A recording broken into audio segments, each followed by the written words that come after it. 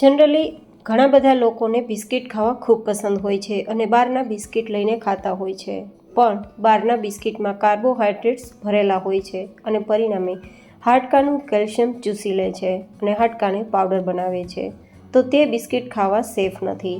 તો આજ ડિમ્પલ્સ ડિશીસમાં healthy biscuit તૈયાર થશે, એ પણ ઓવનના ઉપયોગ વગર. ઇઝીલી બનાવી શકો, 1 મહિનો સ્ટોર કરી શકો. તો બાળકોના સર્વાંગી વિકાસમાં અને કોઈપણ ઉંમરની વ્યક્તિ ખાય તો તેમના પૂરા શરીરને એનર્જી બૂસ્ટ કરવા માટે અને બીજા ઘણા ફાયદા કરનાર આજના આપણે નવી રીતે બિસ્કિટ તૈયાર કરીશું. તો ચલો રેસીપી શરૂ કરીએ.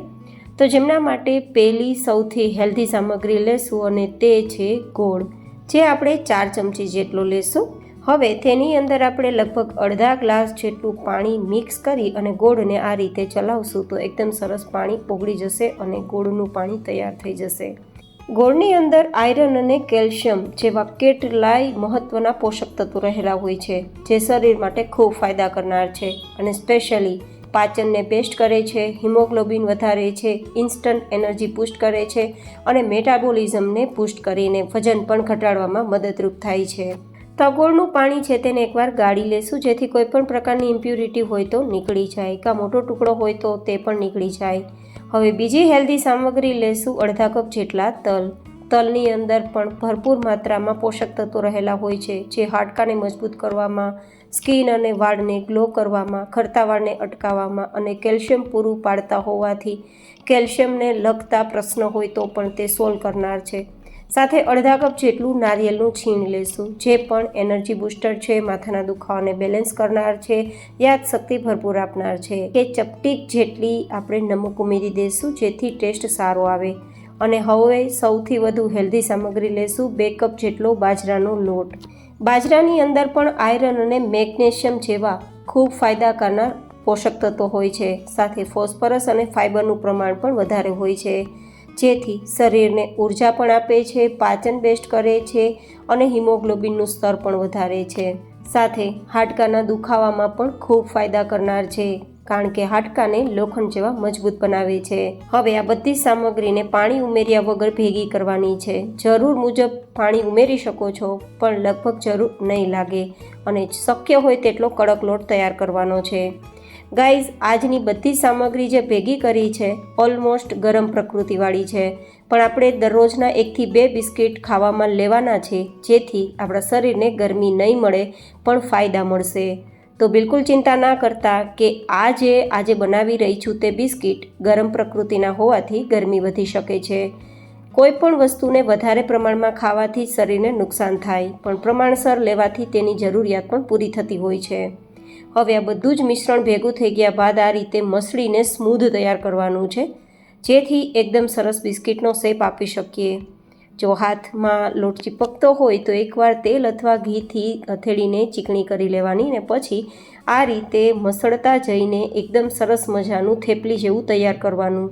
અહીંયા વણવાની પણ ઝંઝટ નથી, તો ફટાફટ તમે તૈયાર કરી શકો છો.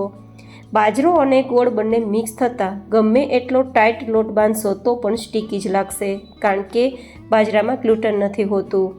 હવે આ રીતે એક સરખો શેપ આપવા માટે કૂકીઝ કટર, ગ્લાસ, વાટકી જે ઘરમાં હોય તેને તમે આ રીતે કટ કરી શકો છો, જેથી એક સરખો શેપ આપી શકાય. હવે આપણું આ બિસ્કિટ ફૂલે નહીં તેના માટે વચ્ચેથી પણ આપણે થોડા માર્ક કરી દઈશું, ચમચની મદદથી કે પછી ચપ્પુની મદદથી. આ રીતે આપણે બધા જ બિસ્કિટ તૈયાર કરી લઈશું. જો તમે માઇક્રોવેવમાં કે પછી ઓવનમાં બેક કરવા માગો છો તો બેક પણ કરી શકો છો. જો માઇક્રોવેવમાં તૈયાર કરો તો 180 ડિગ્રી પર 20 to 25 મિનિટ્સ તમે બેક કરી શકો છો. પણ જો કે દરેકના ઘરમાં માઇક્રોવેવ કે ઓવન અવેલેબલ નથી હોતા, તો તમે આ રીતે તેલમાં તેને તળીને પણ બિસ્કિટ તૈયાર કરી શકો છો. તળવાના છે તો મીડિયમ ગરમ તેલમાં મીડિયમ ગેસની ફ્લેમ પર જેટલા સમય તેટલા બિસ્કિટ તેલમાં ઉમેરી દેશું અને જ્યાં સુધી તે તરીને ઉપર ના આવે ત્યાં સુધી ચમચો નહીં ચલાવીએ, નહીં તો આ આપણા બાજરાના બિસ્કિટ છે તો તેલમાં છૂટા થઈ શકે છે, ભાંગી શકે છે, એટલા ડેલિકેટ છે. તો હવે આ રીતે તેની સાઈડ બદલી દેશું અને જેમ જેમ તે ફ્રાય થતા જશે તેમ કલર ગોલ્ડન આવી જશે અને તેલમાં રહેલા બબલ્સ બધા બેસી જશે અને અંદર સુધી આપણા બિસ્કિટ ખસ્તા અને ક્રિસ્પી તૈયાર થશે. ગેસની ફ્લેમ હાઈ હશે તો બિસ્કિટ અંદરથી સોફ્ટ રહેશે. એ ખાસ ધ્યાન રાખવાનું છે કે મીડિયમ ટુ લો ગેસની ફ્લેમ પર જ પૂરી પ્રોસેસમાં આપણે તેને ફ્રાય કરવાના છે. અને ધીમા ગેસની ફ્લેમ પર ગોલ્ડન કલર પર આવે ત્યાં સુધી ફ્રાય થશે તો આ રીતે સપાટી એની ફાટી જશે. મીન્સ આપણા બિસ્કિટ અંદરથી ક્રિસ્પી છે, બિલકુલ કૂક થઈ ગયા છે અને એકદમ ખસ્તા લેયર્સવાળા તૈયાર થયા છે. અને તળાતા જ ઉપર તેલ બિલકુલ નથી આવતું, મતલબ ઓઇલ ફ્રી પણ છે. તો તૈયાર થયેલ બિસ્કિટને એર કન્ટેનરમાં ભરી 1 મહિના સુધી સ્ટોર કરી બાળકોના લંચ બોક્સમાં કે તમે સ્નેક્સમાં આપી શકો છો. ફરી મળીશું એક નવી જ એન્ડ હેલ્ધી રેસીપી સાથે. ત્યાં સુધી stay healthy and stay happy.